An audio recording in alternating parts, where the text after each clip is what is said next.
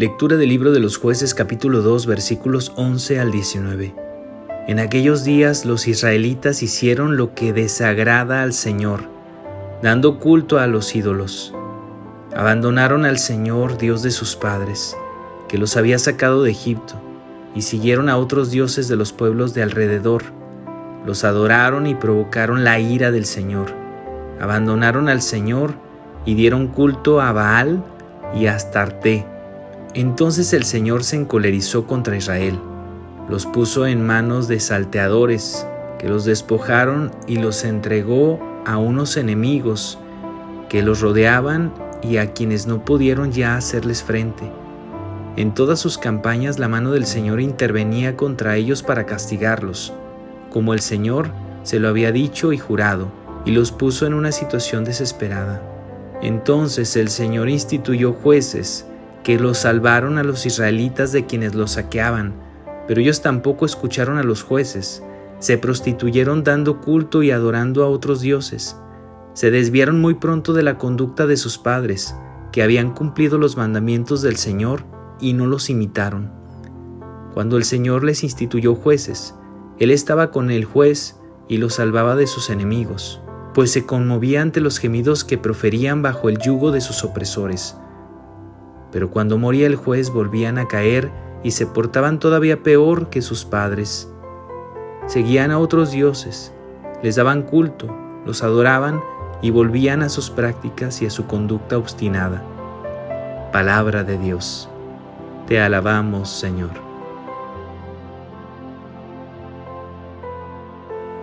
Del Salmo 105, perdona, Señor, las culpas de tu pueblo. No exterminaron nuestros padres a los pueblos que el Señor les había mandado. Se unieron con paganos y aprendieron sus prácticas. Perdona, Señor, las culpas de tu pueblo. Dieron culto a los ídolos y estos fueron para ellos como una trampa. Entonces entregaron a sus hijos e hijas en sacrificio a los demonios. Perdona, Señor, las culpas de tu pueblo. Se contaminaron con sus obras y se prostituyeron con sus acciones. Por eso el Señor renegó de su pueblo y estalló su enojo. Perdona, Señor, las culpas de tu pueblo. ¿Cuántas veces los libró? Pero ellos se obstinaron en su actitud. Entonces el Señor miró su angustia y escuchó sus gritos. Perdona, Señor, las culpas de tu pueblo.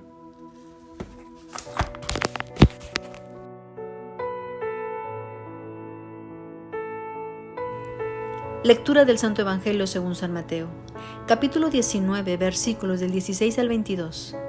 En aquel tiempo se acercó Jesús un joven y le preguntó: Maestro, ¿qué cosas buenas tengo que hacer para conseguir la vida eterna?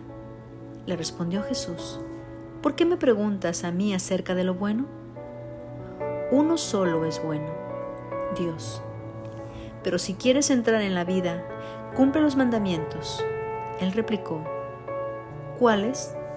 Jesús le dijo: No matarás, no cometerás adulterio, no robarás, no levantarás falsos testimonios, honra a tu padre y a tu madre, ama a tu prójimo como a ti mismo. Le dijo entonces el joven: Todo eso lo he cumplido desde mi niñez. ¿Qué más me falta? Jesús le dijo: Si quieres ser perfecto, ve a vender todo lo que tienes. Dales el dinero a los pobres y tendrás un tesoro en el cielo. Luego ven y sígueme. Al oír estas palabras, el joven se fue entristecido, porque era muy rico. Palabra del Señor. Gloria a ti, Señor Jesús. ¿Qué debo hacer con mi vida? ¿Huir de ella o aprovecharla? El joven del Evangelio sintió una inquietud en el fondo de su alma. Había decidido romper con el pecado. Seguramente tendría amigos refugiados en el egoísmo, en los placeres, la violencia, la indiferencia ante el sufrimiento de los demás. Pero él no era así.